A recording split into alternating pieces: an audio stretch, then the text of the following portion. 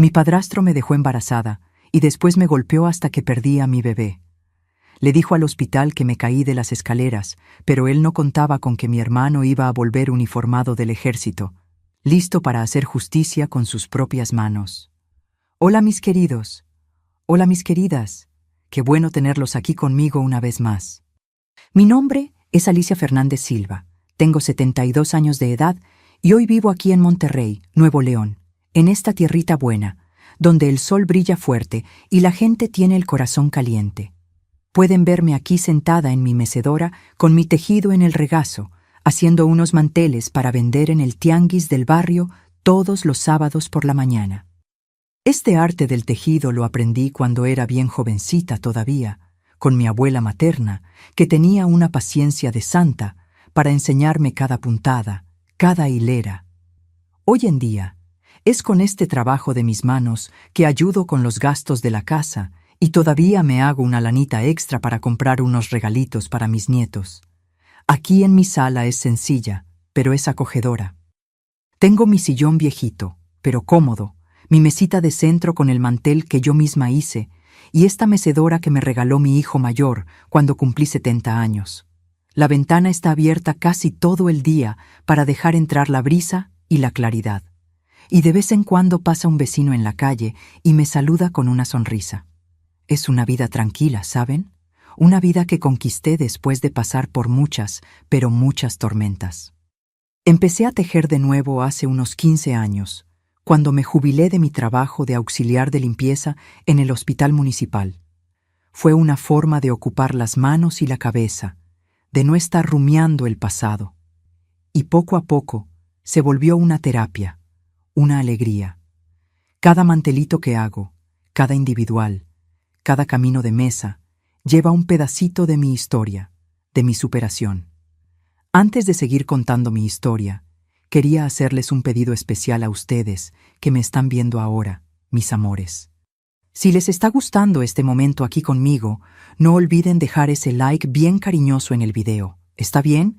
Y suscríbanse al canal Memorias de las Abuelas, activen la campanita de las notificaciones para no perderse ninguna historia que vengo a compartir con ustedes. Y cuéntenme aquí en los comentarios desde qué ciudadcita me están viendo este video y a qué horita del día encontraron esta historia de la abuela Alicia aquí. De mañanita temprano, después de la comida, descansando un poquito, o de nochecita antes de dormir. Yo leo todos, pero todos los comentarios, y me pone tan feliz saber de dónde son y qué momento del día dedican para escuchar estas historias de vida. Cuéntenme, ¿va? Vamos a hacer una cadena de cariño, una red de afecto. Hoy quiero compartir con ustedes una historia muy difícil de mi vida, muy dolorosa. Es una historia que involucra traición, sufrimiento y una injusticia que marcó para siempre mi corazón. Pero también es una historia de justicia, de un hermano que volvió en el momento justo para salvarme, de fuerza que yo ni sabía que tenía dentro de mí. Así que prepárense, mis queridos, porque lo que voy a contar no es fácil de escuchar, pero necesita ser dicho. Necesita ser compartido para que otras personas que estén pasando por situaciones parecidas sepan que existe salida, que existe esperanza, que la justicia puede sí llegar, aunque todo parezca perdido. Voy a volver muchos años en el tiempo, allá por mis 18, 19 años, cuando mi vida todavía parecía tener un futuro brillante por delante, cuando todavía creía que las personas eran buenas por naturaleza. Voy a contar desde el principio, desde cuando todo empezó a desmoronarse, para que entiendan bien cómo pasaron las cosas y cómo llegué hasta aquí, a esta paz que tengo hoy. Yo nací aquí mismo en Monterrey, en una casa humilde, pero llena de amor, en la colonia Independencia. Mi mamá se llamaba Silvia, una mujer trabajadora que desde tempranito salía a trabajar como costurera en casa de familia, tomaba el camión, volvía tarde por la noche, pero siempre con una sonrisa en el rostro y un cariño guardado para mí y para mi hermano. Mi papá biológico, Edmundo, se había ido cuando yo era bien chiquita todavía. Debía tener unos 3 años de edad. Él abandonó a la familia sin mirar para atrás, sin dar explicaciones, sin mandar ninguna carta, ningún dinero para ayudar. Mi mamá se quedó sola con 2 hijos chiquitos para criar. Yo, que era la más chica, y Bruno, mi hermano mayor, que era 6 años mayor que yo. Bruno siempre fue mi protector, ¿saben? Desde niños él me cuidaba, no dejaba que nadie me molestara en la escuela, me defendía de las niñas que querían pelear. Era un niño bueno de a de veras, responsable de más para la edad que tenía. Vivíamos en una casita de 3 cuartos, con un patiecito chiquito, donde mi mamá plantaba unas acelgas, unos chiles, unas hierbas para hacer té. La casa era sencilla, las paredes eran de ladrillo a la vista, el piso era de cemento, pero era nuestra, era nuestro rinconcito. Yo dormía en el mismo cuarto que mi mamá, en una camita individual pegada a la pared, y Bruno dormía en una cama plegable en la sala. Nuestra rutina era ajetreada, pero tenía alegría. Yo me levantaba tempranito, ayudaba a mi mamá a hacer el desayuno, comía mis frijoles con huevo, agarraba mi mochila y me iba a la secundaria ahí cerca de casa. Después de las clases, volvía, comía lo que mi mamá había dejado listo en la olla, hacía mi tarea y me quedaba jugando con las niñas de la calle. Jugábamos al avión, a la cuerda, con muñecas bajo la sombra del árbol del vecino. Eran tiempos sencillos, pero felices, mi hijo. No teníamos mucho, pero teníamos lo esencial. Comida en la mesa, ropa lavada, un techo sobre la cabeza y mucho, mucho amor. Cuando yo tenía unos 7 años de edad, mi mamá conoció a Rogelio en una fiesta del 16 de septiembre del barrio. Él era un hombre de unos 30 y tantos años, bien presentado, bien vestido, que trabajaba como gerente de una ferretería en el centro de Monterrey. Él empezó a frecuentar nuestra casa, traía regalos para mí y para Bruno, traía flores para mi mamá, se mostraba gentil, atento, educado. Mi mamá, pobrecita, estaba sola desde hacía tanto tiempo, cargando el mundo en la espalda, que se encantó con aquel hombre que parecía ser tan bueno, tan correcto. Ellos noviaron por unos 2 años, y cuando yo tenía 9 años, se casaron en una ceremonia chiquita en la iglesia del barrio, con apenas algunos parientes y amigos cercanos. Rogelio se mudó a nuestra casa, pero luego, con el dinero de él, pudimos rentar una casa más grande de 4 cuartos, en un barrio un poco mejor, la Colonia del Valle. Aquello fue una fiesta para nosotros.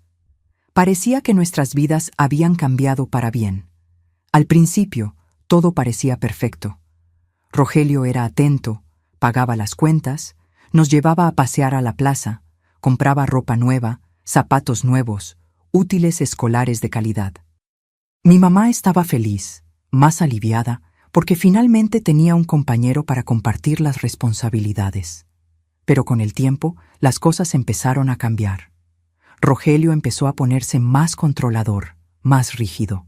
No le gustaba que mi mamá saliera de casa sin avisar. No le gustaba que platicara mucho con las vecinas. Empezó a controlar hasta el dinero que ella ganaba. Conmigo y con Bruno, él era más distante. Ya no era cariñoso como al principio.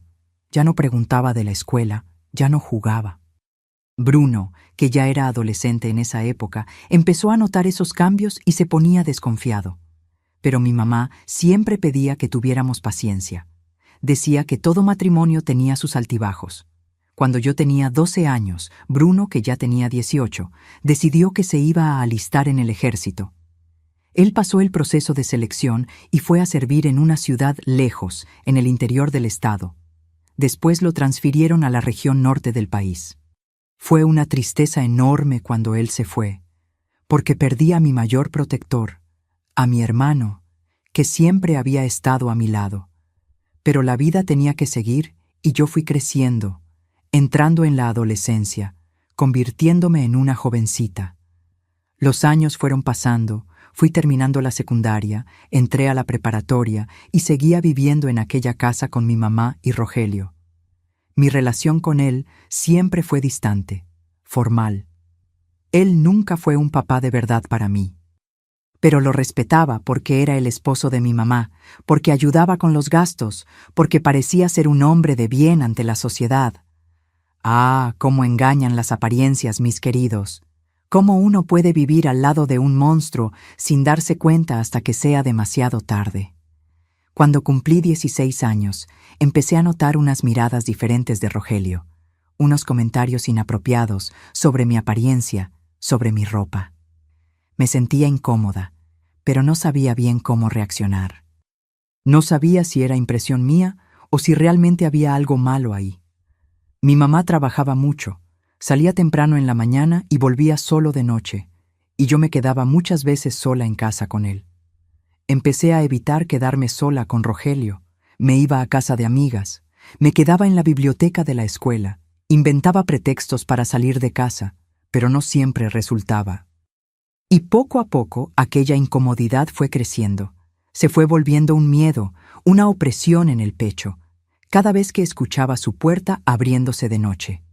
Fue cuando cumplí 18 años que las cosas empeoraron de verdad, mis queridos. Yo había terminado la preparatoria ese año y estaba estudiando para intentar entrar a una universidad, haciendo un curso popular de mañana y trabajando de tarde en una tiendita de ropa en el centro de Monterrey para ayudar con los gastos de casa. Mi mamá seguía trabajando como loca, ahora en 2 casas de familia diferentes, y Rogelio había sido promovido en la ferretería. Viajaba bastante a otras ciudades por negocios. Cuando él estaba en casa, yo evitaba al máximo estar cerca de él, pero a veces era imposible escapar. Él empezó a inventar pretextos para llamarme a la sala cuando mi mamá no estaba. Decía que necesitaba platicar sobre las cuentas de casa, sobre mis estudios, sobre mi futuro. Yo iba con el corazón oprimido, me sentaba en la orilla del sillón, respondía todo con monosílabos y huía en cuanto podía. Una noche, me acuerdo como si fuera hoy, era un viernes de julio. Mi mamá había avisado que iba a dormir en casa de la patrona porque iba a haber una fiesta al día siguiente y ella necesitaba ayudar desde temprano. Yo me quedé en casa, tenía examen del curso el lunes y necesitaba estudiar. Cerré la puerta de mi cuarto con llave, puse música bajita para concentrarme y me quedé ahí con mis libros y cuadernos. Pero allá por las 10 de la noche, escuché la puerta de mi cuarto abriéndose despacio. Yo estaba segura de que había cerrado con llave, pero Rogelio tenía una copia de la llave de todos los cuartos de la casa. Mi corazón se aceleró. Él entró, cerró la puerta detrás de él y vino a sentarse en la orilla de mi cama. Yo me quedé paralizada, sin poder ni hablar, solo mirándolo con los ojos muy abiertos de miedo. Él empezó a hablar con una voz baja, pastosa, diciendo que yo estaba bonita, que había crecido, que ya no era una niña. Cada palabra de él era como una puñalada en mi pecho. Yo intenté alejarme, encoger el cuerpo contra la pared, pero él puso la mano en mi rodilla y me congelé completamente. «Alicia», dijo, «tú sabes que yo los cuido, ¿verdad? Pago todo en esta casa, les doy todo lo que necesitan. Y ahora tú ya eres una jovencita, ya puedes corresponder, ¿entiendes?» Yo moví la cabeza diciendo que no. Intenté hablar, pero mi voz no salía. Él siguió diciendo cosas horribles, cosas que me hicieron sentir sucia solo de escuchar. Dijo que yo le pertenecía, que tenía que estar agradecida, que si le contaba a alguien nadie me iba a creer, porque él era un hombre respetado en la ciudad y yo era apenas una muchacha sin papá. Aquella noche fue la primera vez que Rogelio pasó todos los límites, mis queridos. Él me tocó de formas que un padrastro jamás debería tocar a una hijastra. Yo lloré, le supliqué que parara, pero él no paró. Cuando finalmente salió de mi cuarto, ya era de madrugada y yo me quedé ahí acostada, temblando, sintiendo asco de mí misma, sintiendo que había perdido algo precioso que nunca iba a recuperar. Antes de salir, él se volteó hacia mí y dijo con una voz helada: «Si abres la boca, me voy y tu mamá va a volver a aquella casita miserable donde vivían. Van a pasar hambre y va a ser toda tu culpa, Alicia. ¿Quieres eso?» Yo no respondí, solo seguí llorando en silencio. Él salió y cerró la puerta, y yo me quedé ahí sola con mi dolor, sola con mi miedo, sola con mi vergüenza. En los días siguientes apenas podía mirarlo. Cuando mi mamá llegaba a casa, yo fingía que todo estaba bien. Forzaba una sonrisa, ayudaba con la cena, platicaba de cosas sin importancia, pero por dentro me estaba muriendo poco a poco. Cada vez que veía a Rogelio, se me revolvía el estómago, me sudaban las manos, se me aceleraba el corazón. Empecé a tener ataques de pánico. Me despertaba a medianoche sin aire, con la sensación de que me estaba ahogando. Empecé a evitar comer enfrente de él. Empecé a cerrar con llave la puerta del baño, con miedo de que él entrara. Empecé a dormir vestida, completamente vestida, como si eso pudiera protegerme de alguna forma. Pero Rogelio no paró. Aquella primera noche fue apenas el principio. Siempre que mi mamá salía, siempre que yo me quedaba sola con él, la historia se repetía. Él invadía mi cuarto.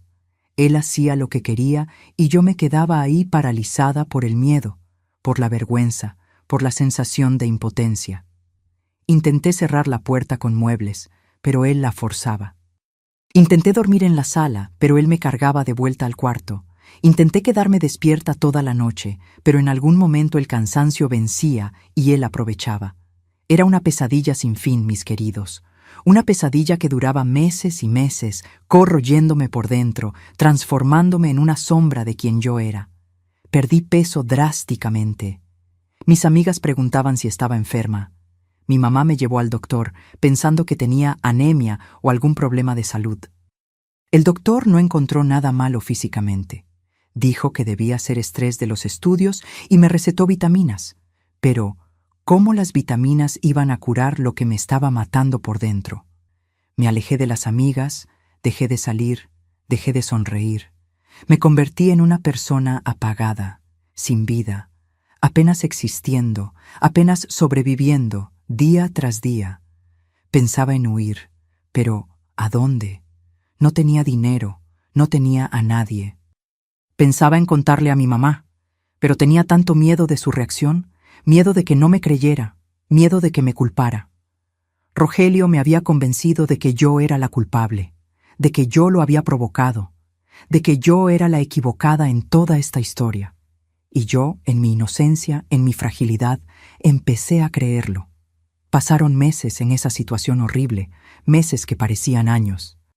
Empecé a tener pensamientos terribles, pensamientos de acabar con todo, de aventarme frente a un carro, de tomar una dosis excesiva de medicamentos. Pero algo dentro de mí, una chispita chiquita, pero terca, todavía resistía. Todavía quería vivir. Todavía tenía esperanza de que un día aquello iba a acabar, de que un día iba a ser libre. Yo rezaba todos los días, arrodillada frente a la imagen de la Virgen de Guadalupe en mi cuarto, pidiendo fuerza, pidiendo protección, pidiendo un milagro. Fue entonces que pasó lo peor. Cuando yo acababa de cumplir 19 años, me di cuenta de que mi menstruación estaba atrasada. Al principio, pensé que era el estrés, lo emocional alterado, porque ya me había pasado que se atrasara algunos días antes. Pero cuando pasó de un mes, después 2 meses, empecé a desesperarme. Mi cuerpo estaba diferente. Mis pechos estaban doloridos e hinchados. Tenía náuseas por la mañana. Estaba cansada todo el tiempo. Yo sabía lo que eso significaba, pero no quería creerlo. No podía ser. No podía estar pasándome a mí. Un día que logré salir de casa sola, fui a una farmacia lejos de mi barrio, donde nadie me conocía, y compré una prueba de embarazo. Me temblaban tanto las manos que apenas pude sacar el dinero de la bolsa. La muchacha de la farmacia me miró con lástima. Debe haber notado mi desesperación. No tuve valor de hacer la prueba en casa por miedo de que Rogelio se diera cuenta. Fui a una plaza comercial, entré al baño de mujeres de un restaurante, cerré la puerta del cubículo con llave e hice la prueba ahí mismo, con el corazón golpeando en el pecho, con las manos sudadas, con una oración en los labios. Esperé los 3 minutos más largos de mi vida. Cuando miré la prueba y vi esas 2 líneas marcadas, claras, inconfundibles, mi mundo se derrumbó. Me fallaron las piernas y me caí sentada en el piso de aquel baño sucio, abrazándome a mí misma, llorando en un silencio desesperado. Estaba embarazada de mi padrastro. Aquello era la confirmación de mi pesadilla. Era la prueba de que aquel horror tenía consecuencias reales, permanentes. ¿Cómo iba a esconder un embarazo?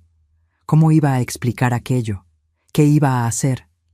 Me quedé ahí en aquel baño por casi 1 hora, llorando, temblando, sin poder levantarme. Otras mujeres tocaban la puerta, preguntaban si estaba bien, pero yo no podía responder. Finalmente junté fuerzas, me lavé la cara, escondí la prueba en el fondo de la bolsa y salí de ahí como un zombi. Volví a casa en estado de shock, solo funcionando en automático. Subí directo a mi cuarto, cerré la puerta con llave y me quedé ahí acostada, mirando al techo, intentando procesar esa información devastadora. En los días siguientes, intenté esconder, intenté fingir que nada estaba pasando, pero los síntomas empeoraban. Las náuseas eran constantes. Vomitaba toda mañana. Tenía que disimular, decir que era algo que había comido. Mi panza todavía no había crecido, pero yo sabía que era cuestión de tiempo. Necesitaba contarle a Rogelio, por más que le tuviera pavor, porque aquello lo involucraba a él también. Tal vez, pensé en mi inocencia, tal vez él tome alguna responsabilidad. Tal vez ayude de alguna forma. Fue un domingo por la mañana, cuando mi mamá había salido al mercado bien tempranito, que decidí contar. Rogelio estaba en la sala, leyendo el periódico, tomando café. Yo bajé las escaleras con las piernas flojas, con la prueba de embarazo escondida en el bolsillo del pantalón. Me senté en la orilla del sillón, lejos de él, y me quedé en silencio por unos minutos, intentando juntar valor. Él notó que yo quería decir algo y preguntó con aquella voz que yo tanto odiaba. «¿Qué pasó, Alicia? ¿Quieres dinero para algo?» Yo respiré hondo, saqué la prueba del bolsillo con la mano temblando y se la mostré. «Estoy embarazada», dije, casi sin poder hacer salir mi voz. Él se quedó mirando la prueba por unos segundos, como si no estuviera entendiendo lo que veía. Después, su cara se fue poniendo roja, las venas del cuello se le hincharon y se levantó del sillón de un brinco. «¿Qué? ¿Estás embarazada?», gritó, y yo me encogí toda con miedo de que los vecinos escucharan. Él empezó a caminar de un lado para otro de la sala, como un animal enjaulado, pasándose las manos por el pelo, murmurando cosas que yo no entendía. Después se paró frente a mí y preguntó con una voz peligrosamente baja: «¿De cuánto tiempo?». «Unos 2 meses, creo», respondí, casi susurrando. Él se quedó en silencio por unos segundos que parecieron una eternidad. Entonces explotó de nuevo, pero esta vez no gritó. Peor que gritar, habló con una frialdad espantosa. «Tienes que deshacerte de eso ahora, inmediatamente». Yo lo miré sin entender. «¿Cómo que deshacerme?», pregunté. «¿Cómo que cómo?», respondió con desprecio. «Vas a hacerte un aborto, Alicia. Vas a acabar con eso antes de que tu mamá se entere, antes de que alguien se entere, antes de que mi reputación se vaya al diablo por tu culpa». Sentí un frío recorrer mi espalda. «No puedo hacer eso», dije. «Es peligroso, es ilegal. Puedo morir». Él soltó una risa amarga, sin humor. «¿Y crees que me importa? ¿Crees que voy a dejar que arruines mi vida? Vas a hacer lo que te estoy ordenando. O si no...». No terminó la frase, pero la amenaza estaba clara en sus ojos. Yo empecé a llorar, a suplicar, a decir que tenía miedo, que no sabía cómo hacer, pero él no quería escuchar. Dijo que conocía unas personas, unas clínicas, unas mujeres que resolvían esos problemas. Dijo que iba a arreglar todo, que yo solo necesitaba obedecer. Pero yo me negué. Por primera vez en meses encontré fuerzas para decir no. «No voy a hacer eso», dije con una voz firme que yo ni sabía que tenía. «Tengo miedo de morir. Si quieres deshacerte de este bebé, vas a tener que matarme a mí también». Fue la primera y última vez que desafié a Rogelio abiertamente, y lo que vi en su cara en ese momento me aterrorizó. Fue odio puro, rabia incontrolable y algo más, una determinación fría, calculadora, que me hizo darme cuenta de que él era capaz de cualquier cosa para proteger su imagen, su vida cómoda. Los días siguientes fueron un infierno, todavía peor que antes, mis queridos. Rogelio empezó a presionarme todos los días, varias veces al día.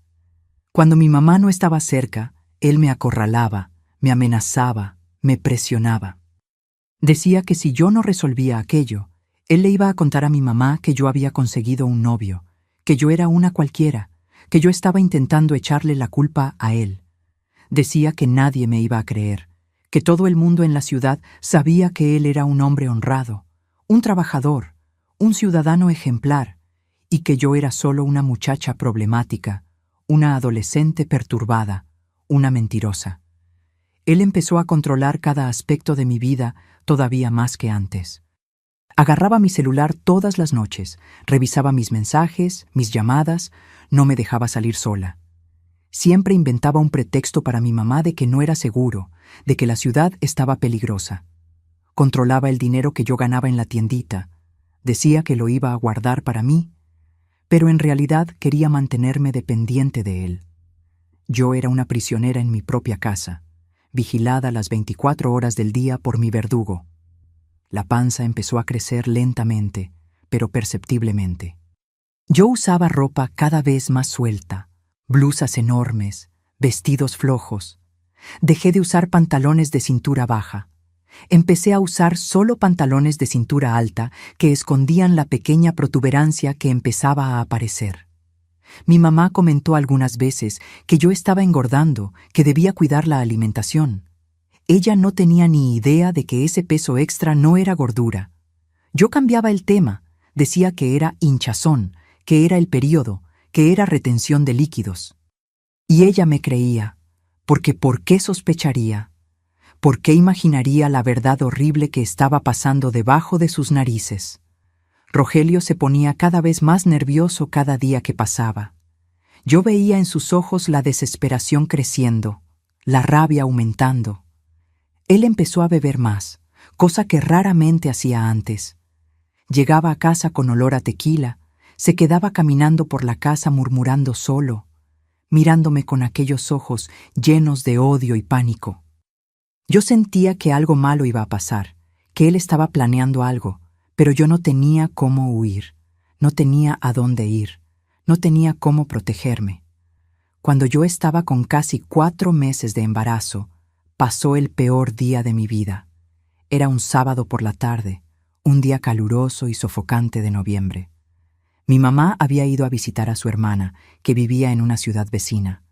Iba a pasar el fin de semana allá y solo iba a volver el domingo por la noche.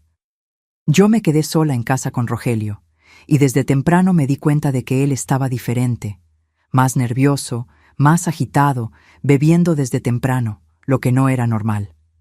Yo me encerré en mi cuarto después de la comida, con miedo, con un presentimiento malo que no me dejaba en paz.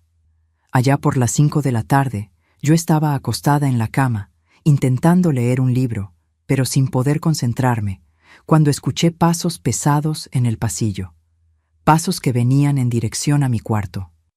Mi corazón empezó a latir más rápido. Los pasos se detuvieron frente a mi puerta. Escuché la manija girar, pero la puerta estaba cerrada con llave. «Alicia, abre esa puerta». La voz de Rogelio salió del otro lado, pastosa, alterada por la bebida. «No, no quiero platicar ahora», respondí intentando mantener la voz firme. «No te estoy pidiendo, Alicia. Te estoy ordenando. Abre esa puerta ahora».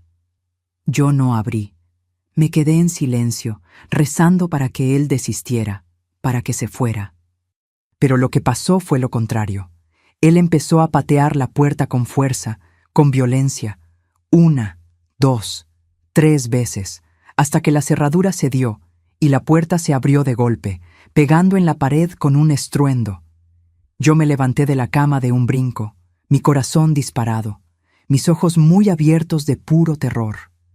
Él entró al cuarto tambaleándose un poco, con los ojos inyectados de sangre, la cara roja, el pelo desacomodado. Parecía un demonio, mis queridos. Parecía una criatura poseída por la rabia y la desesperación. «Vas a acabar conmigo, desgraciada», empezó a gritar.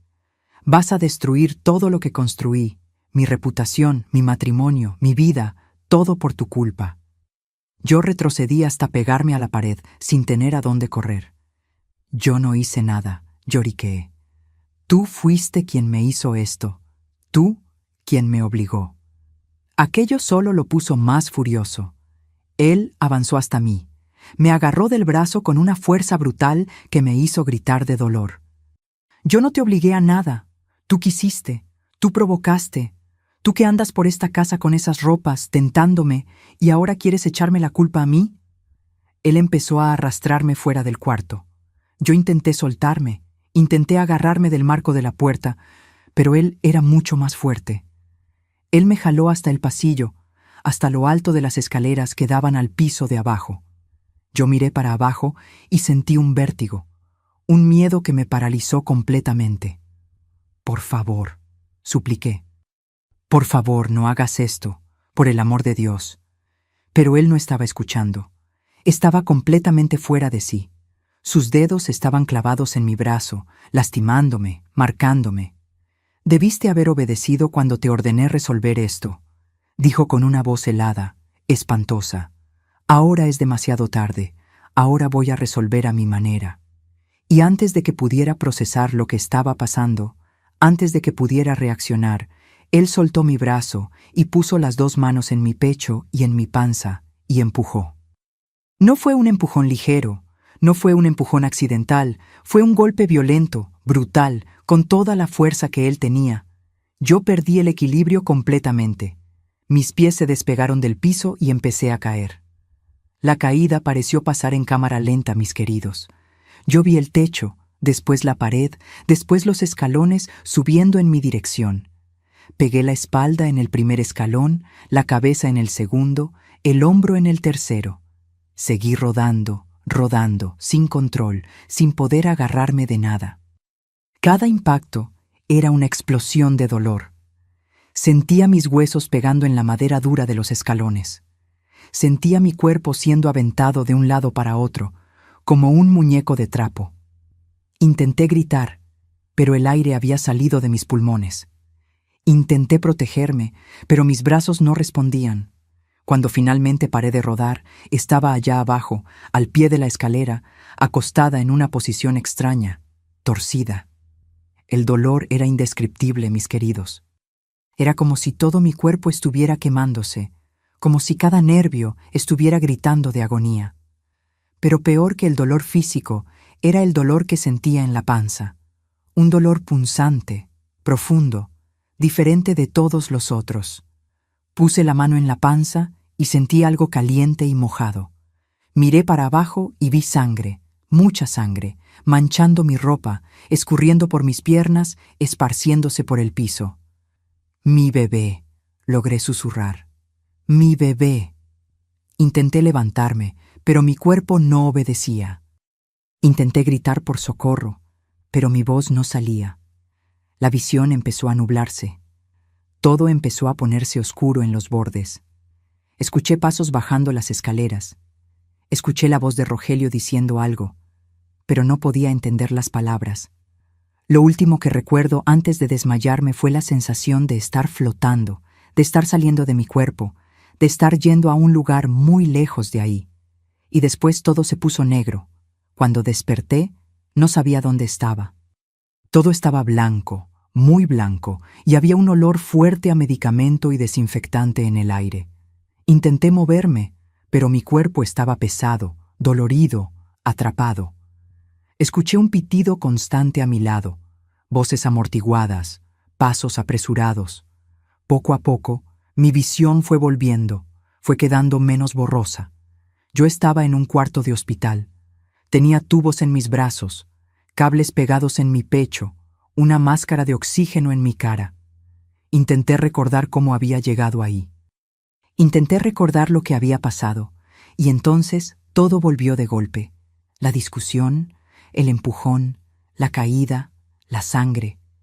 Mi mano voló instintivamente a la panza, pero cuando toqué, ya no sentí aquella pequeña protuberancia que había venido creciendo en los últimos meses. Mi panza estaba plana, vacía. Un pánico absoluto se apoderó de mí. «¿Mi bebé?», intenté gritar, pero con la máscara de oxígeno solo salió un sonido amortiguado. Empecé a agitarme, a intentar quitarme los tubos, los cables, la máscara.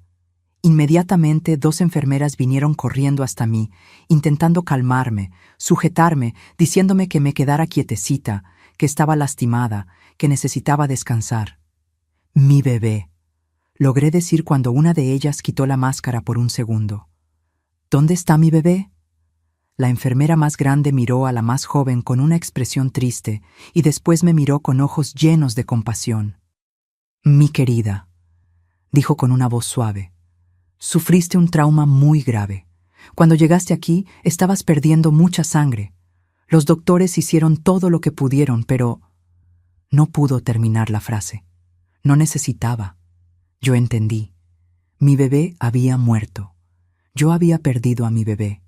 Un grito salió de dentro de mí. Un grito de dolor tan profundo, tan visceral, que parecía rasgar mi alma. Empecé a llorar convulsivamente, a sollozar, a temblar toda. Las enfermeras intentaron calmarme, aplicaron algo en mi suero y, poco a poco, fui quedando somnolienta, fui perdiendo la conciencia de nuevo. Pero antes de dormir, todo lo que podía pensar era: mi bebé murió. Mi bebé, que yo ni tuve tiempo de conocer, de amar bien, de decidir si quería o no, había muerto, y había sido culpa de Rogelio. Él había matado a mi bebé. En los días siguientes fui entrando y saliendo de la conciencia. A veces despertaba y veía a mi mamá a mi lado llorando, agarrando mi mano. A veces veía enfermeras cambiando mis curaciones, ajustando los aparatos. A veces veía doctores examinando mis lesiones, platicando en voz baja sobre fracturas, contusiones, traumas internos. Me enteré después de que había estado 2 días enteros sin conocimiento, en estado grave. Tenía una costilla fisurada, una conmoción en la cabeza, moretones por todo el cuerpo y había sufrido un aborto espontáneo causado por el trauma de la caída. Cuando finalmente me quedé despierta por más tiempo, cuando logré procesar todo lo que había pasado, caí en una tristeza tan profunda que era casi física. Sentía como si tuviera un hoyo enorme en el pecho, un vacío que nada lograba llenar. No quería comer, no quería platicar, no quería vivir. Solo quería cerrar los ojos y nunca más despertar. Mi mamá intentaba animarme, traía frutas, hablaba del futuro, de cómo yo era joven y me iba a recuperar. Pero, ¿cómo me iba a recuperar de algo así? ¿Cómo iba a seguir adelante después de haber perdido tanto, de haber sufrido tanto? Lo peor de todo era tener que ver a Rogelio. Él me iba a visitar al hospital todos los días, siempre acompañado de mi mamá, siempre haciendo papel de padrastro preocupado. Traía flores, chocolates, revistas. Se sentaba en la silla al lado de la cama y preguntaba cómo me estaba sintiendo, si necesitaba algo. Y todo el tiempo, cuando mi mamá no estaba mirando, él me lanzaba miradas amenazadoras, recordándome silenciosamente que mantuviera la boca cerrada, que no contara la verdad. Cuando el doctor venía a hacer los exámenes, cuando preguntaba sobre la caída, Rogelio siempre se adelantaba para contar la historia que él había inventado. Decía que yo había tropezado con el tapete del pasillo y me había caído de las escaleras. Decía que él había llegado a casa y me había encontrado desmayada allá abajo en un charco de sangre. Decía que había quedado desesperado, que había llamado a la ambulancia inmediatamente, que había rezado todo el camino al hospital. Y yo ahí acostada en aquella cama, sin fuerzas para contradecir, sin valor para hablar la verdad. Hasta que una tarde, cuando mi mamá había salido a comprar algo en el café de la esquina, Rogelio se acercó a mi cama. Se inclinó hasta que su cara quedó bien cerca de la mía y susurró con una voz llena de amenaza. «Vas a repetir exactamente lo que dije a todo el mundo que pregunte, Alicia. Tropezaste y caíste. Fue un accidente. Si abres la boca y dices cualquier otra cosa, si intentas incriminarme, juro por todo lo más sagrado que tu mamá va a ser la próxima en sufrir un accidente. Un accidente del cual no va a sobrevivir. ¿Me entendiste?» Yo cerré los ojos, las lágrimas escurriendo silenciosamente por mi cara, y moví la cabeza que sí, había entendido. Iba a proteger a ese monstruo para proteger a mi mamá. Me quedé internada por 5 días en total. 5 días que parecieron una eternidad. Mi cuerpo estaba cubierto de moretones que cambiaban de color cada día, morados, verdes, amarillos. Tenía 6 puntos en la cabeza, donde había pegado en un escalón. La costilla fisurada me dolía cada vez que respiraba hondo, pero nada de eso se comparaba con el dolor emocional, el dolor de haber perdido a mi bebé, el dolor de haber sido casi matada por el hombre que debería protegerme, el dolor de tener que mentir, de tener que esconder la verdad, de tener que proteger a mi agresor. En una de aquellas noches interminables en el hospital, cuando todas las otras pacientes del cuarto estaban durmiendo, me quedé mirando por la ventana, viendo la luna llena allá afuera, y tuve un momento de claridad absoluta, un momento que cambiaría el rumbo de mi vida. Yo pensé, ¿hasta cuándo, Alicia? ¿Hasta cuándo vas a dejar que ese hombre te controle, te destruya, te quite todo? Él ya tomó tu inocencia, tu dignidad, tu salud, y ahora tomó la vida de tu bebé. ¿Qué más vas a dejar que te quite? ¿Tu vida también? En ese momento sentí una rabia creciendo dentro de mí. Una rabia tan profunda, tan intensa, que era casi física. Rabia de Rogelio. Rabia de mí misma por haberme quedado callada por tanto tiempo. Rabia del mundo que había permitido que aquello pasara. Pero junto con la rabia nació una chispa de valor. Chiquita, frágil, pero real. Pensé en mi hermano Bruno, que estaba lejos, sirviendo en el ejército en algún lugar de la región norte. Bruno, que siempre me protegió cuando éramos niños. Bruno, que me haría sentir segura si estuviera ahí. Y decidí que necesitaba contarle a alguien, necesitaba pedir ayuda de alguna forma. En una madrugada, cuando desperté a medianoche sin poder volver a dormir, tomé una decisión desesperada. Me levanté de la cama con cuidado, bajé las escaleras despacio para no hacer ruido y fui hasta la sala donde estaba el pequeño altar de mi mamá. Me arrodillé frente a la imagen de la Virgen de Guadalupe y recé como nunca había rezado antes. Lloré todas las lágrimas que había guardado. Conté todo lo que había pasado. Pedí perdón por haber sido débil, por no haber logrado proteger a mi bebé, y supliqué por un milagro, por una luz al final de aquel túnel oscuro, por justicia.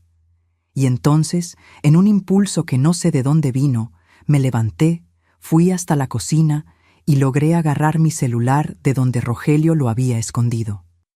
Me temblaban las manos mientras escribía, con miedo de ser descubierta en cualquier segundo. Entré a los mensajes, busqué el contacto de Bruno y escribí: «Hermano, te necesito. Ayúdame, por favor. Estoy en peligro». Envié el mensaje sin poder explicar más nada, porque escuché un ruido viniendo del piso de arriba y tuve que esconder el celular rápidamente de vuelta en su lugar. No sabía si él iba a ver el mensaje, no sabía si iba a poder hacer algo estando tan lejos. No sabía ni si el número de él era todavía el mismo después de tanto tiempo. Pero aquel mensaje fue mi último intento de pedir socorro, mi último grito de ayuda antes de desistir completamente. Y fue ese mensaje, mis queridos, que salvó mi vida. Pasaron 2 semanas de pura agonía, 2 semanas esperando, sin saber si Bruno había recibido, si había visto, si estaba viniendo. Yo había vuelto a trabajar en la tiendita, todavía recuperándome, usando maquillaje grueso para esconder los moretones que todavía estaban amarillentos en mi cara. Usaba blusas de manga larga para esconder las marcas en los brazos. Fingía que todo estaba bien, que había sido solo un accidente doméstico, que me estaba recuperando bien, pero por dentro estaba completamente destrozada. Mi vida había vuelto a aquella rutina sofocante, pero algo dentro de mí estaba diferente. Después de haber perdido todo, después de haber tocado el fondo del pozo, ya no le tenía tanto miedo a Rogelio. Había una especie de resignación, una aceptación de que si nada cambiaba pronto, yo no iba a aguantar por mucho más tiempo. Yo estaba pensando cada vez más en métodos para acabar con todo, en formas de escapar de aquella situación de una vez por todas, aunque fuera a través de la muerte. Era en esos pensamientos sombríos que estaba sumergida cuando todo cambió. Era un jueves por la noche. Me acuerdo perfectamente de cada detalle. Yo estaba en mi cuarto, acostada en la cama, mirando al techo, sin ver nada, apenas existiendo. Eran como las 7 de la noche. Mi mamá estaba en la cocina preparando la cena. El olor de comida subía hasta mi cuarto. Rogelio estaba en la sala viendo televisión. Todo parecía un día más igual a los otros, una noche más interminable en aquel infierno. Fue cuando escuché el portón de casa abriéndose, el sonido inconfundible del metal chirriando. Me pareció extraño porque no estábamos esperando a nadie, y Rogelio normalmente cerraba el portón bien temprano. Hubo pasos en el patio, pasos firmes, pesados, determinados. Después el timbre sonó 1, 2, 3 veces. Escuché a Rogelio refunfuñando, apagando la tele, yendo a abrir la puerta. Escuché la puerta abriéndose y entonces escuché una voz que hizo que mi corazón se detuviera por un segundo. Una voz que yo no escuchaba hacía más de 1 año. Una voz que reconocería en cualquier lugar, en cualquier momento. Era la voz de Bruno. Me levanté de la cama de un brinco, ignorando el dolor que todavía sentía en el cuerpo. Corrí hasta la puerta del cuarto, la abrí y me quedé parada ahí en lo alto de las escaleras, mirando para abajo sin creer lo que estaba viendo. Ahí, parado en la puerta de la sala, todavía de uniforme militar completo, con la mochila en la espalda, alto, fuerte, bronceado, con aquella presencia que siempre me hizo sentir protegida, estaba mi hermano. Bruno había venido, él había recibido mi mensaje, él había venido a salvarme. Nuestros ojos se encontraron a través del hueco de la escalera, y en ese segundo eterno vi todo lo que necesitaba ver. Vi que él sabía. No sabía todo, no sabía los detalles, pero sabía que algo estaba muy, muy mal. Vi en sus ojos rabia, preocupación, determinación. Vi un hermano listo para luchar, para proteger, para hacer justicia. Y por primera vez en meses sentí una puntita de esperanza. Bajé las escaleras corriendo, sin ni pensar en las consecuencias, sin importarme que Rogelio estuviera ahí, sin importarme nada. Solo quería llegar hasta mi hermano. Quería sentir sus brazos protegiéndome como antes. Bruno me vio bajando y vino en mi dirección, encontrándose conmigo en medio de la escalera. Él me abrazó con fuerza, con urgencia, y yo me desmoroné completamente ahí en sus brazos. Empecé a llorar, a sollozar, agarrándome de él como si fuera mi tabla de salvación en un mar revuelto. Todas las emociones que había guardado, todo el dolor, todo el miedo, todo salió de una vez. Bruno me sostuvo firme por unos segundos. Después me alejó un poco. Agarró mi cara con las 2 manos grandes y callosas y me miró a los ojos con una intensidad que era casi espantosa. Su pulgar limpió una lágrima de mi cara con una delicadeza que contrastaba con la rabia que yo veía en sus ojos. «¿Qué te hizo él, Alicia?», preguntó bajito, pero con una voz tan cargada de emoción que parecía un trueno. «¿Qué te hizo ese desgraciado?». Yo no podía hablar, solo lloraba. Mi mamá había aparecido en la sala también, sin entender nada, secándose las manos en el trapo de cocina, preguntando qué estaba pasando, por qué Bruno había aparecido sin avisar, por qué yo estaba llorando de esa manera. Bruno me soltó despacio, me hizo sentar en el sillón con cuidado, como si yo fuera a romperme en cualquier momento, y entonces se volteó hacia Rogelio con una expresión que yo nunca había visto en su cara. Era una mezcla de rabia, asco, desprecio y una determinación fría, calculadora, peligrosa. «Necesito hablar con mi hermana», dijo Bruno. No preguntó. Su voz estaba baja, pero tenía un tono de mando que no admitía discusión. «A solas, ahora». Rogelio, que había quedado parado cerca de la puerta con cara de sorpresa y confusión, intentó inmiscuirse. «Pero Bruno, si es algo sobre la familia, tengo derecho a saber. Soy el esposo de tu mamá, el padrastro de Alicia. Yo...». Bruno no lo dejó terminar. Dio 2 pasos en su dirección y Rogelio automáticamente retrocedió. «Tú no eres familia de ella», dijo Bruno con una voz baja, pero peligrosa, cada palabra saliendo despacio, pesada. «Tú eres apenas el esposo de mi mamá, Y si descubro que hiciste lo que estoy pensando que hiciste, no vas a hacer ni eso. Ahora sal de la sala. Mi mamá estaba perpleja, sin entender la hostilidad de Bruno, intentando intervenir, diciendo que Rogelio no merecía ser tratado así. Pero Bruno no estaba escuchando. Sus ojos estaban fijos en Rogelio, y por primera vez, desde que lo conocía, vi miedo real en la cara de mi padrastro. Él intentó mantener la compostura, intentó fingir indignación, pero su voz tembló cuando habló. Yo voy a estar en la cocina si me necesitan. Salió de la sala, pero se quedó ahí cerca, claramente intentando escuchar la plática. Bruno se arrodilló frente a mí, agarró mis manos en las de él y me miró con los ojos ya llenos de lágrimas. Alicia, dijo con la voz embargada, cuéntame todo desde el principio. No tengas miedo. Estoy aquí ahora. Nadie te va a lastimar nunca más. Lo juro por Dios. Y fue entonces que conté. Conté todo lo que había guardado por tanto tiempo, desde el principio, desde los primeros avances, cuando tenía 18 años recién cumplidos, hasta los abusos constantes, hasta el embarazo, hasta aquel día horrible en que él me empujó de las escaleras y perdí a mi bebé. Hablé bajito entre sollozos, pero dije todo, cada detalle doloroso, cada momento de terror, cada amenaza. Mi mamá se fue poniendo blanca, después roja, después pálida de nuevo. Ella empezó a mover la cabeza repitiendo, no, no puede ser, no es posible, como un mantra. Sus piernas fallaron y tuvo que apoyarse en el brazo del sillón para no caerse. Bruno estaba temblando de rabia contenida. Sus puños cerrados tan fuerte que los nudillos se pusieron blancos, su mandíbula trabada, una vena pulsando en la frente. Pero me dejó hablar. No me interrumpió. Solo agarró mis manos y me dejó vaciar todo aquel dolor, toda aquella verdad que había guardado por tanto tiempo. Cuando finalmente terminé de contar, cuando no tenía más palabras, cuando había dicho todo, me quedé ahí sentada, exhausta, vacía.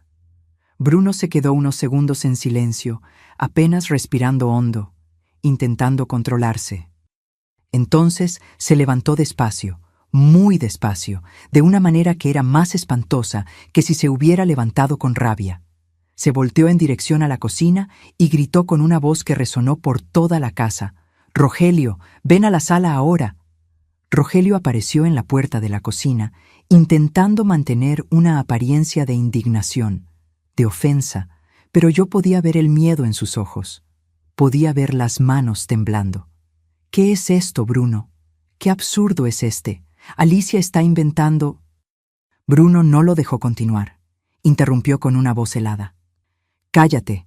Te vas a quedar callado y me vas a escuchar. Antes de venir para acá, pasé por el hospital. Platiqué con el doctor que atendió a Alicia cuando llegó a emergencias. ¿Sabes qué me dijo?» Rogelio palideció visiblemente. Bruno continuó dando un paso en su dirección con cada frase. Me dijo que las heridas de ella eran incompatibles con una simple caída accidental.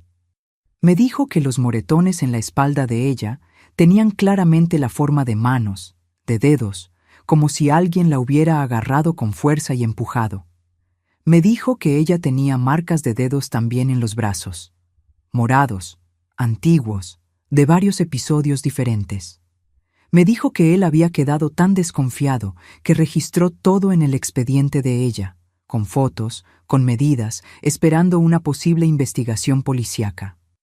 Rogelio empezó a tartamudear, a decir que aquello era especulación, que eran suposiciones, que no probaba nada, pero su voz estaba fallando, su cuerpo estaba temblando. Bruno sacó el celular del bolsillo y continuó. También platiqué con la trabajadora social del hospital. Me dijo que había intentado hablar con Alicia varias veces, pero que siempre había alguien presente, siempre estabas tú presente, impidiendo que ella hablara a solas con mi hermana. Me dijo que esto es un patrón clásico de casos de abuso doméstico. El abusador no deja que la víctima esté sola con posibles personas que podrían ayudar. Entonces Bruno hizo algo que cambió todo definitivamente. Mostró la pantalla del celular a Rogelio y dijo: «Ya activé a la policía antes de llegar aquí. Reporté todo lo que Alicia me contó. Ellos están en camino y también traje a 2 compañeros míos del ejército que están afuera de la casa. Por si intentas hacer alguna tontería, por si intentas huir o lastimar a alguien. Rogelio entró en pánico total. Sus ojos se abrieron mucho, su cara se puso roja y empezó a gritar. Eso es mentira, es todo mentira. Ella es una cualquiera que consiguió un novio escondido y me está echando la culpa. Ella está loca, desequilibrada, está inventando todo. Pero nadie estaba escuchando sus mentiras desesperadas. Mi mamá había caído sentada en una silla con las manos en la cara, llorando convulsivamente, en estado de shock completo. Yo estaba ahí en el sillón, temblando, pero sintiendo por primera vez en meses un alivio, una sensación de que finalmente alguien me estaba defendiendo, me estaba creyendo, luchando por mí. No tardó mucho y escuchamos el sonido de sirenas acercándose. 2 patrullas de la policía se detuvieron frente a la casa. 4 policías entraron y con ellos vinieron también 2 hombres de uniforme militar, claramente los amigos de Bruno que él había mencionado. Bruno platicó con los policías. Explicó la situación. Pidió que hablaran conmigo. Ellos fueron gentiles, pacientes, me hicieron sentar en una silla, me ofrecieron agua y me pidieron que contara todo con calma. Conté de nuevo, esta vez para la autoridad oficial. Uno de los policías llamó al hospital y pidió hablar con el doctor que me había atendido. El doctor confirmó todo lo que Bruno había dicho. Los moretones sospechosos, las marcas de dedos, el expediente detallado con fotos. Dijo que había sospechado de abuso desde el inicio, pero que yo había mantenido la versión de la caída accidental y él no había logrado probar nada, pero que ahora, con mi testimonio oficial, estaba listo para proporcionar todo el material médico como evidencia. Los policías platicaron entre sí, examinaron algunos documentos y entonces se voltearon hacia Rogelio con expresiones serias. Señor Rogelio Silva, está siendo arrestado bajo fuerte sospecha de abuso sexual, lesión corporal grave e intento de homicidio. Tiene derecho a permanecer en silencio y a tener un abogado presente. Rogelio intentó resistir, intentó correr en dirección a la puerta, pero los 2 militares amigos de Bruno lo bloquearon. Él empezó a gritar que era inocente, que era todo mentira, que yo era una mentirosa, una manipuladora. Pero los policías no estaban interesados. Lo esposaron mientras él se debatía, lloraba, gritaba, y entonces empezaron a llevarlo en dirección a la puerta. Yo vi a aquel hombre que me había aterrorizado por tanto tiempo, que había robado mi inocencia, mi salud, mi paz, que había matado a mi bebé, siendo arrastrado puerta afuera con esposas en las muñecas. Él estaba patético, llorando, suplicando, diciendo que era un hombre de bien, un ciudadano respetable, que aquello iba a arruinar su reputación. Cuando pasó por mí, intentó mirarme, intentó lanzarme una última mirada amenazadora, intentó hacerme sentir miedo una vez más, pero yo no sentí nada. Yo lo miré a los ojos y por primera vez en la vida no sentí miedo de él. Sentí apenas alivio de que aquella pesadilla estaba finalmente acabando. Los policías lo metieron en la patrulla y se fueron, las sirenas resonando por la calle, los vecinos todos en las ventanas viendo el escándalo.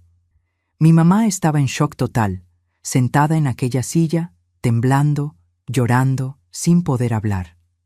Bruno se arrodilló frente a ella, agarró las manos de ella y dijo suavemente: «Mamá, usted no tuvo la culpa. Él la engañó a todo el mundo. Pero se acabó ahora. Estoy aquí. Voy a cuidar de ustedes». En los días y semanas que siguieron, fue un torbellino de emociones, de procedimientos legales, de cambios. Bruno pidió licencia especial en el ejército para quedarse conmigo y con mi mamá durante todo el proceso.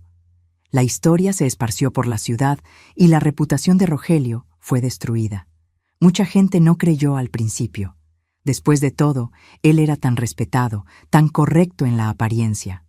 Pero cuando los dictámenes médicos fueron divulgados, cuando mi testimonio fue registrado oficialmente, cuando otras evidencias surgieron, la verdad salió a la luz. El caso fue a juicio algunos meses después. Yo di testimonio, lloré mucho, pero dije todo. Los dictámenes médicos fueron presentados como prueba, las fotos de los moretones, las medidas que mostraban la forma de manos, el dictamen del aborto espontáneo causado por trauma. El abogado de Rogelio intentó alegar que yo era una adolescente problemática inventando historias, pero había pruebas de más, evidencias de más.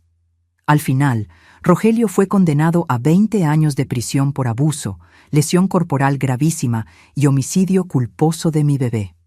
20 años que nunca van a borrar lo que él hizo, nunca van a devolver lo que me quitó, pero por lo menos garantizan que no va a hacerle esto a nadie más tan pronto, que va a pagar por sus crímenes, que hubo justicia, aunque tardía.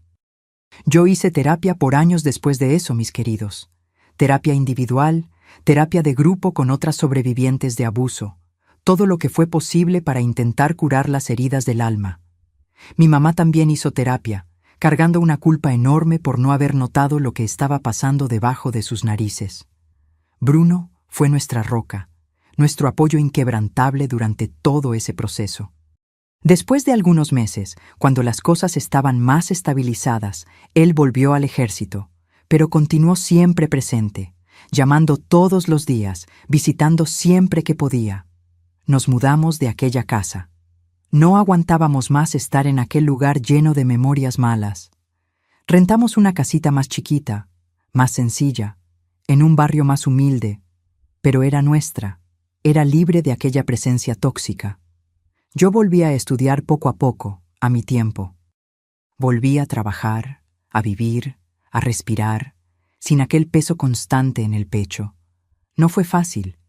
Hubo muchas recaídas, muchas noches en que las pesadillas volvían, muchos momentos de pánico, pero yo estaba determinada a no dejar que aquel hombre destruyera completamente mi vida. Estaba determinada a sobrevivir, a vencer, a ser más fuerte que el trauma. Y aquí estoy hoy, mis queridos, 72 años de edad, viviendo aquí en Monterrey mismo, en la misma ciudad donde todo pasó, pero en una vida completamente diferente, en una realidad que construí con mis propias manos después de tanto dolor. Mi mamá falleció hace 10 años, en paz, después de haber logrado perdonarse y seguir adelante. Fue un paso tranquilo. Ella estaba durmiendo y simplemente no despertó más. Antes de partir, me pidió perdón 1000 veces por no haberme protegido, y yo perdoné de corazón, porque sabía que ella también había sido engañada, manipulada por aquel hombre. Bruno se jubiló del ejército después de 30 años de servicio y vive en una ciudad vecina, Saltillo, con su familia. Él se casó con una mujer maravillosa, tuvo 3 hijos lindos, construyó una familia linda. Nos vemos siempre. Toda semana él viene a comer aquí conmigo, o yo voy a su casa. Él sigue siendo mi héroe, mi ángel protector, el hombre que salvó mi vida cuando más lo necesitaba. Yo me casé a los 32 años con un hombre bueno, trabajador, honesto, que me trató con el respeto y amor que merecía. Se llamaba Marcos, era camionero, tenía un corazón enorme y una paciencia infinita conmigo. Él sabía de todo lo que había pasado. Le conté todo antes de que nos casáramos, porque no quería secretos. ¿Y saben qué hizo? Me abrazó y dijo que nada de lo que me había pasado era mi culpa, que me amaba tal como era, con todas las cicatrices, con todo el pasado. Tuvimos 2 hijos lindos, Mariana y Junior, que hoy ya son adultos, tienen sus propias familias y me dieron 4 nietos maravillosos que son la alegría de mi vida. Mi esposo Marcos falleció hace 5 años de infarto. Fue muy repentino. Fue un dolor enorme perderlo, porque él fue mi compañero, mi mejor amigo, mi puerto seguro por tantos años. Pero sé que viví a su lado los mejores años de mi vida. Él me mostró lo que era amor de verdad, respeto de verdad, compañía de verdad. Y por eso estoy eternamente agradecida. Hoy vivo sola en esta casita sencilla, pero acogedora, con mi tejido, mis plantas en el balcón, mis vecinos queridos que siempre saludan cuando pasan. Vendo mis manteles en el tianguis del barrio todos los sábados, hago mis dulces caseros para vender también. Cajeta, cocadas, palanquetas, todo hecho con mucho cariño. Tengo mi jubilación que da para vivir con dignidad. No tengo lujos, pero tengo paz. No tengo riqueza, pero tengo amor. Y eso, mis queridos, no hay dinero en el mundo que lo pague. Mis hijos me visitan todos los fines de semana. Traen a los nietos que llenan esta casa de ruido, de risas, de vida. Hacemos comida de domingo juntos. Yo hago mi pollo en mole con arroz rojo, mis frijoles charros, mi ensalada, mis delicias típicas de aquí de Nuevo León. Nos sentamos en la mesa, contamos historias, jugamos, reímos. Yo miro a aquellos niños corriendo por el patio y agradezco a Dios por haber sobrevivido, por haber tenido valor de denunciar cuando mi hermano apareció, por haber tenido un Bruno que no me abandonó cuando más lo necesité. Miro mi vida hoy y veo la prueba de que es posible recomenzar, de que es posible vencer el trauma, de que es posible ser feliz después de tanto sufrimiento. No fue fácil, mis queridos. Hubo mucha terapia, mucho llanto, muchas noches despierta con pesadillas. Hubo momentos que pensé que no iba a lograrlo, que iba a desistir, pero no desistí. Y ustedes que me están escuchando ahora, que tal vez están pasando por situaciones parecidas, por abusos, por violencia, por injusticia, no desistan. Somos más fuertes de lo que imaginamos. Mi relación con mi fe también cambió mucho después de todo lo que pasé. Yo cuestioné a Dios por mucho tiempo. Pregunté por qué había permitido que aquello me pasara. ¿Por qué me había dejado sufrir tanto?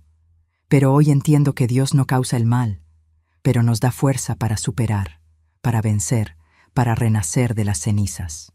Participo en un grupo en la iglesia aquí del barrio, el grupo de mujeres guerreras, donde platicamos sobre traumas, sobre superación, sobre reconstrucción. Ayudo a otras mujeres que pasaron por situaciones parecidas. Ofrezco mi historia como ejemplo de que es posible vencer, de que existe vida después del trauma. Mi casa es chiquita, pero está siempre llena de amor, de familia, de amigos. Aprendí que el verdadero hogar no está hecho de paredes bonitas o muebles caros, sino de afecto, de seguridad, de libertad. Y hoy tengo todo eso. Cuando me miro en el espejo y veo a esta señora de cabellos blancos, con arrugas de tanto sonreír y de tanto llorar, no veo una víctima, veo una sobreviviente. Veo una mujer que pasó por el infierno y salió del otro lado, herida, pero viva, lastimada, pero de pie. Veo una abuela que tiene historias para contar, lecciones para enseñar, amor para dar. Y estoy agradecida por cada día que despierto, y puedo sentir el sol en la cara, escuchar los pajaritos cantando en el árbol del patio, abrazar a mis nietos, hacer mi tejido en paz, vender mis manteles en el tianguis y platicar con las otras señoras. Esa es mi victoria, mis queridos. No fue una victoria fácil, no fue una victoria rápida, pero fue una victoria real. Y si yo lo logré, ustedes también pueden. Mis queridos, mis queridas, sé que esta historia que conté hoy es pesada, es dolorosa, es difícil de escuchar, pero necesitaba compartirla porque sé que muchas personas, muchas mujeres principalmente, están pasando por situaciones parecidas en este exacto momento. Están siendo abusadas por padrastros, por tíos, por personas de confianza de la familia. Están siendo silenciadas por el miedo, por la vergüenza, por la manipulación psicológica. Y quiero decirle a cada una de esas personas, no están solas, no tienen la culpa y merecen justicia. Lo que me pasó fue resultado de un hombre que usó su posición de poder dentro de la familia para manipularme, controlarme, destruirme poco a poco. Él usó las amenazas, el miedo, la dependencia financiera de mi mamá para mantenerme callada. Él sabía exactamente lo que estaba haciendo, y eso es lo que quiero que entiendan. Los abusadores no actúan por impulso, actúan de forma calculada. Eligen a sus víctimas. Crean situaciones donde pueden tener control total.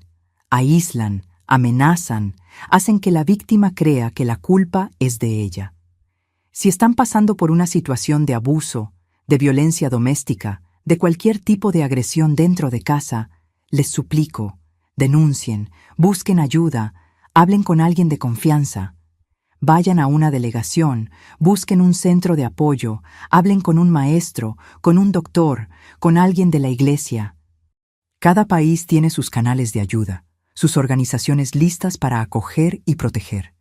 No se queden en silencio. El silencio solo protege al agresor, nunca a la víctima. Sé que es difícil, sé que da miedo, sé que parece imposible, sé que pueden estar pensando, pero yo dependo de él económicamente, pero mi mamá, papá se va a quedar sin casa, pero nadie me va a creer, pero él dijo que me va a matar si hablo. Yo pensé todo eso también. Tuve todos esos miedos, pero la verdad es que mientras más esperen, peor se pone. El abuso nunca para solo, solo escala. Y un día puede ser demasiado tarde. Yo tuve la suerte de tener un hermano que volvió en el momento justo, que me creyó, que luchó por mí. Pero no todo el mundo tiene esa suerte. Por eso es tan importante que nosotras mismas busquemos ayuda, que nosotras mismas demos el primer paso, por más espantoso que sea. Y si no pueden denunciar solas, intenten mandar un mensaje a alguien como yo hice. Intenten dejar alguna señal. Intenten hablar con un doctor cuando vayan a una consulta. Cualquier cosa es mejor que quedarse en silencio completo. Y si conocen a alguien que muestra señales de estar sufriendo abuso, alguien que de repente se quedó más callada, más triste, más aislada, que tiene marcas inexplicables en el cuerpo, que está siempre tensa cuando determinada persona está cerca, ofrezcan ayuda. Sean el Bruno de alguien. Sean aquella persona que extiende la mano, que cree, que defiende. Porque muchas veces la diferencia entre la vida y la muerte de una víctima es tener a alguien que crea en ella, que la apoye, que luche por ella cuando ella ya no tiene más fuerzas para luchar sola. También quiero decir algo muy importante. Si sufrieron abuso y tardaron tiempo antes de denunciar, si se quedaron años en silencio como yo me quedé, no se culpen. No es su culpa. El trauma hace cosas con nuestra mente, con nuestra capacidad de reaccionar. El miedo paraliza. La manipulación psicológica es real y poderosa. No son débiles por haberse quedado calladas. Son sobrevivientes por haber aguantado todo aquello. Y cuando finalmente logren hablar, cuando finalmente logren denunciar, aunque sea años después, son valientes, extremadamente valientes. Mi mensaje principal para ustedes es este. No desistan de ustedes mismas. No importa qué tan hondo hayan caído, siempre es posible levantarse. Siempre es posible recomenzar. Yo perdí un bebé, perdí años de mi juventud, cargué traumas profundos que me afectan hasta hoy. Pero hoy tengo una vida linda, llena de amor y propósito. El trauma no me definió, el dolor no me quebró completamente.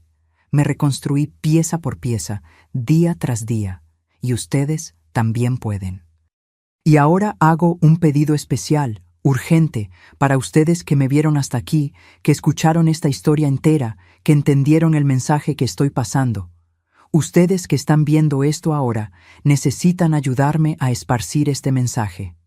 Necesito que se suscriban a este canal ahora, que activen la campanita de las notificaciones, porque necesito que estas historias lleguen a más personas, a más mujeres que necesitan escuchar que no están solas, que existe salida, que existe justicia posible.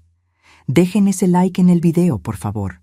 No es solo un gesto, es una forma de hacer que este video llegue a más gente, a alguien que puede estar necesitando desesperadamente escuchar esto en este exacto momento.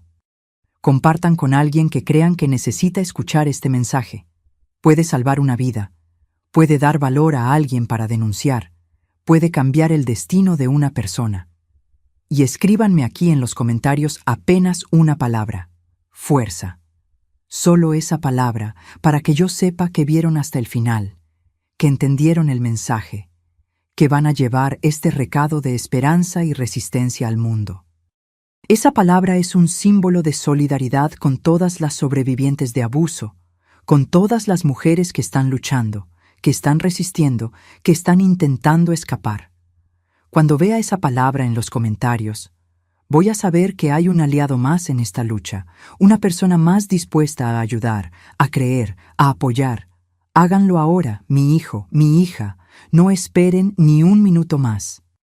Mientras están viendo este video, puede haber alguien en la casa de al lado, en el departamento de arriba, en la calle de atrás, pasando exactamente por lo que yo pasé. Y tal vez, solo tal vez, si este video llega hasta esa persona, si este mensaje la alcanza, puede ser la diferencia entre ella continuar sufriendo en silencio o encontrar valor para buscar ayuda. Esta simple acción de dejar like, suscribirse, comentar, compartir, puede literalmente salvar vidas.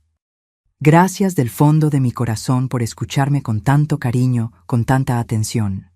Gracias por no haber desistido de escuchar, aunque la historia se puso pesada, difícil, dolorosa. Gracias por estar aquí conmigo en este momento. Hasta la próxima historia. Y recuerden siempre, son fuertes, mucho más fuertes de lo que imaginan. Son valiosos, únicos, preciosos. Merecen ser felices, merecen ser respetados, merecen vivir en paz y seguridad. Nunca, nunca dejen que nadie los convenza de lo contrario. Un beso grande en el corazón de cada uno de ustedes, con todo el amor y toda la fuerza de esta abuela guerrera aquí. Quédense con Dios, mis queridos, y recuerden, siempre hay esperanza, siempre hay salida, siempre hay vida después del trauma. Yo soy la prueba viva de eso.